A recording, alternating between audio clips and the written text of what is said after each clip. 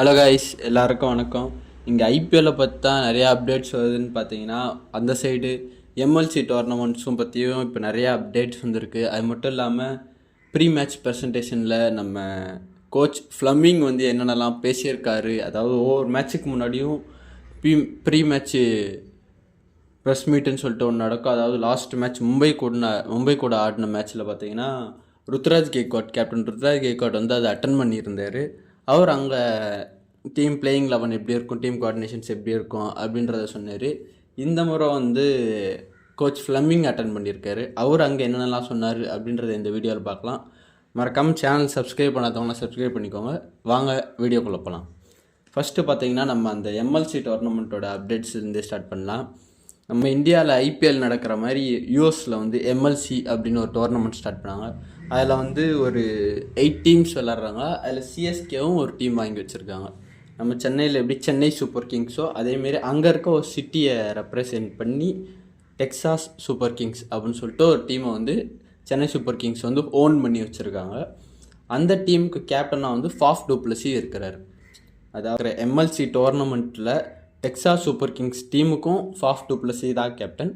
அதேமாரி சவுத் ஆஃப்ரிக்காவில் நடக்கிற SA20 டோர்னமெண்ட்டில் ஜோபக் சூப்பர் கிங்ஸ் டீமுக்கும் ஃபாஃப் டு பிளஸி தான் கேப்டன்.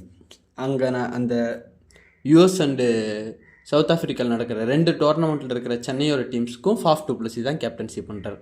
இப்போ எம்எல்சியில் என்ன அப்டேட் விட்டுருக்காங்க அப்படின்னு பார்த்தீங்கன்னா, ஜூன் 12 வந்து எம்எல்சி டோர்னமெண்ட் ஸ்டார்ட் ஆகுது அப்படின்றத அஃபிஷியலாக அனௌன்ஸ் பண்ணிருக்காங்க. எப்போவுமே வந்து அது இவ்வளோ சீக்கிரம் விட மாட்டாங்க. ஏன்னா இவ்வளோ பெரிய மேஜர் டோர்னமெண்ட் நடந்துகிட்ருக்கு ஐபிஎல். அதனால அதோடைய அட்வர்டைஸ்மெண்ட்ஸ் பெருசாக வெளியே போகாது அப்படின்றது அவங்களுக்கே தெரியும். பட் இந்த முறை அவங்க குயிக்காக அதை ரிலீஸ் பண்ணிருக்காங்க. ஜூன் 12 எம்எல்சி டோர்னமெண்ட் ஸ்டார்ட் ஆகுது. அதை வந்து அஃபிஷியலாக எம்எல்சி டோர்னமெண்ட்டோடைய மீடியா பேஜஸும் அதை ரிலீஸ் பண்ணிருக்காங்க. அண்ட் நம்ம டீம் டெக்சாஸ் சூப்பர் கிங்ஸோடைய சோஷியல் மீடியாலையும் அதை ரிலீஸ் பண்ணிருக்காங்க.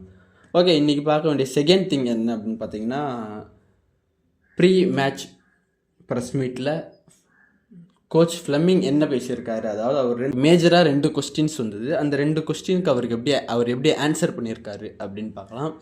ஃபர்ஸ்ட் கொஸ்டின் பார்த்தீங்கன்னா, ப்ரெஸ் மீட்லேருந்து அவருக்கு ஃபஸ்ட்டாக கேட்கப்பட்ட நிறைய கொஸ்டின்ஸ் வந்து அதில் ஃபஸ்ட்டு ரொம்ப மேஜராக அவர் கேட்கப்பட்ட கொஸ்டின் பார்த்தீங்கன்னா, ஒரு வெற்றியோடு வரீங்க, மும்பை இந்தியன்ஸை வின் பண்ணிவிட்டு நீங்கள் வரீங்க, பிளேயிங் 11 அதுவாக தான் இருக்குமா, இல்லை பிளேயிங் 11 நீங்கள் எதாவது சேஞ்ச் பண்ணுறீங்களா?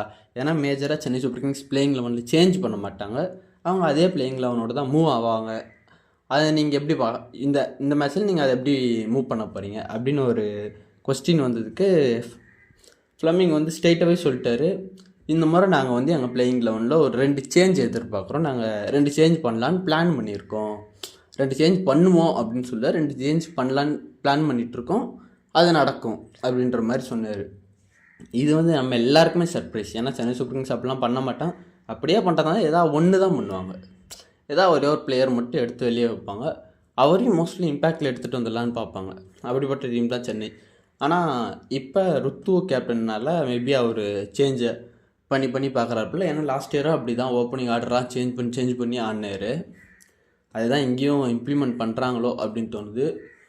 நிறைய பேர் என்ன சொன்னாங்கன்னா, என்னது இப்போ வந்து சேஞ்ச் பண்ணுறாங்கன்னா யாரை தூக்குவாங்க? ஆப்வியஸ்லி தீபக் கூட தான் தூக்குவாங்க. ஏன்னா அவர் இருக்க ஃபார்மும் சரியில்லை, அவர் ஆடுற பிளேஸும் அவருக்கு செட் ஆகலை அப்படின்னு. அதாவது ஃப்ளமிங்க்கு வந்து 2வது கொஸ்டின் தீபக் கூடாவை பேஸ் பண்ணி தான்.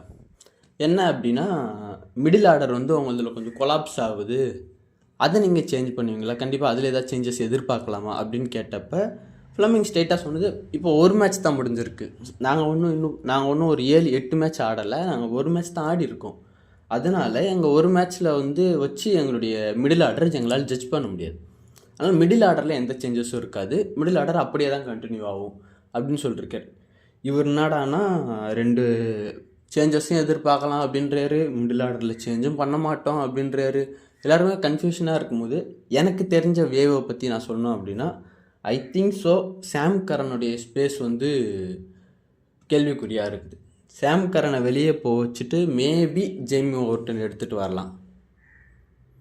ஐ திங்க் ஸோ. ஏன்னா ஜேமி ஓவர்டன் வந்தாங்கன்னா பவுலிங் நமக்கு ஓரளவு டீசெண்டாக கிடைக்கும். ஏன்னா இந்தியன் கண்டிஷனில் அவர் நல்லாவே ஆடினார். சாம்பியன் ட்ராஃபியில் பார்த்தோம் டீசெண்டான பவுலிங் போட்டார். பேட்டிங்கில் ஒரு இத்தடக் பேட்ஸ்மேன் நமக்கு கிடைப்பார். சாம் கரன் எப்படி ஆடுவார்னு நமக்கு தெரியும். ஒரு அவர் அவுட் ஆயிடுவார், வீணோ ஒரு 22-30 ரன்ஸ் அடிச்சுட்டு போயிடுவார். பட் ஆனால் ஜேமி ஓவர்டன் நின்னார்னா அடிக்கிற பிளேயர். அதனால் மேபி சாம் கரனை வெளியே அனுப்பிட்டு ஜேமி ஓவர்டன் எடுத்துகிட்டு வருவாங்க.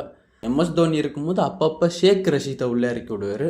பெருசாக பேட்டிங் கொடுக்க மாட்டார். ஆனால் அப்பப்போ ஒரு 14 மேட்ச்னு ஒரு 4 மேட்ச் 3 மேட்ச் ஷேக் ரஷீதை உள்ளே பார்ப்போம். இல்லை பவுலர்ஸுக்கு, அதாவது பேசர்ஸை நம்ம அதிகமாக பார்ப்போம். ஒரு 3 மேட்ச் ஆட வைப்பார். மேபி பேசர்ஸுக்கு யாருக்காச்சும் எம்எஸ் தோனி ஸ்பேஸ் கொடுக்க போகிறாங்களா, மேனேஜ்மெண்ட் ஸ்பேஸ் கொடுக்க போகிறாங்களான்னு தெரியல. ஆனால் மேஜரான 2 சேஞ்சஸ் எதிர்பார்க்கலாம் அப்படின்னு சொல்லியிருக்காங்க. அது என்னான்னு வெயிட் பண்ணி பார்ப்போம். இன்னும் ஒரு 3 to 4 ஹவர்ஸில் அவங்களே பிளேயிங் லெவன் விடுவாங்க. அப்போ அதை பார்த்து தெரிஞ்சுக்கலாம். அது எனக்கே ரொம்ப க்யூரியாசிட்டியாக இருக்குது. எப்படி அவங்க பிளேயிங் லெவனை செட் பண்ண போகிறாங்க அப்படின்ட்டு. ஓகே, மறக்காமல் எம்எல்சி டோர்னமெண்ட்டோட அப்டேட்ஸ் வேணும் அப்படின்னா நமக்கு கமெண்ட் பண்ணுங்கள்.